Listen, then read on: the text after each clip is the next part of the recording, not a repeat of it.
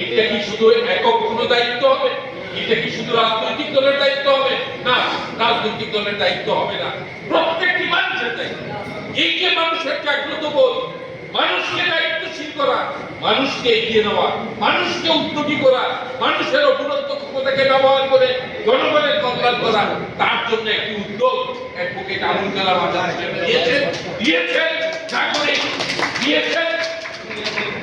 দিয়েছেন বাংলাদেশ নাগরিক সংঘ। কাজেই বন্ধুগণ, আসুন আমরা সবাই মিলে যে যে রাজনৈতিক মতাদর্শের চিন্তা থাকে, যে যে ধর্মের চিন্তা থাকে, এই দেশের মানুষের কল্যাণের জন্য, শুধু দেশের মানুষের কল্যাণ নয়, বহির্বিশ্বে বিশ্বের মানুষের কল্যাণের জন্য আমরা বাংলাদেশ নাগরিক সংগঠনকে গড়ে তুলি। এটার একটা কমিটি প্রয়োজন হবে, এবং শুধু মুখে বললে তো হবে না, এটার একটা ফান্ডেরও দরকার হবে। কমিটির প্রশ্নে এটা অনেকেই আলোচনায় অংশগ্রহণ করেন নাই। আমার যদি ভুল না হয়, ক্ষমা যদি আপনারা না করেন, আমার মনে হয় আমরা এতগুলো মানুষ এখানে বিভিন্ন জায়গা থেকে জড়ো হয়েছি, নারী মানুষ থেকে ক্রমশ হলটা ভরছে। কার কারণে, কার উদ্যোগে, কার তৎপরতায়, কার চিন্তায়, কার দিক নির্দেশনায়? তিনি হচ্ছেন অ্যাডভোকেট আবুল কালাম আজাদ।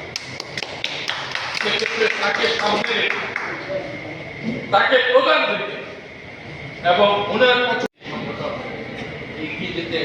এগিয়ে যেতে পারবে। অর্থ ছাড়া কোনো কিছু হবে না। তারপর বিভিন্ন জায়গা থেকে ফান্ড কালেকশনের ব্যাপার আছে।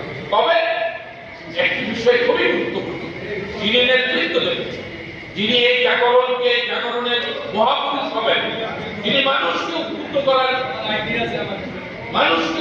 করার যিনি উদ্যোগী হবেন, তাকে সৎ, নিষ্ঠাবান, আন্তরিক ব্যক্তিত্ব হিসাবে কাজ করে সবাইকে নেতৃত্ব দিয়ে দিতে হবে। তিনি আমরা বাহক, আমরা যাত্রী, তিনি বিমান চালক, আমরা বিমানের যাত্রী।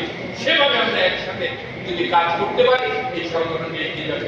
আমি এই সংগঠনের সফলতা কামনা করে রোজার এই দিনে, রহমতের এই দশকে সফলতা কামনা করে, ভাষা আন্দোলনের চেতনাকে ধারণ করে যুদ্ধ এবং এই 24 জুলাই গণঅভ্যুত্থান, সকল গণতান্ত্রিক আন্দোলন সংগ্রামের চেতনাকে ধারণ করে এই সংগঠনের সফলতা কামনা করে, এই সংগঠনের প্রধান নেতা অ্যাডভোকেট আবুল কালাম আজাদের দৃষ্টিভঙ্গি, তার চিন্তাভাবনা বাস্তবে রূপলাভ করে 18 কোটি মানুষ এই বাংলাদেশের কল্যাণ সাধিত হোক, এই প্রত্যাশা ব্যক্ত করে আমাদের সর্বশেষ করতে আপনাদের সকলকে ধন্যবাদ।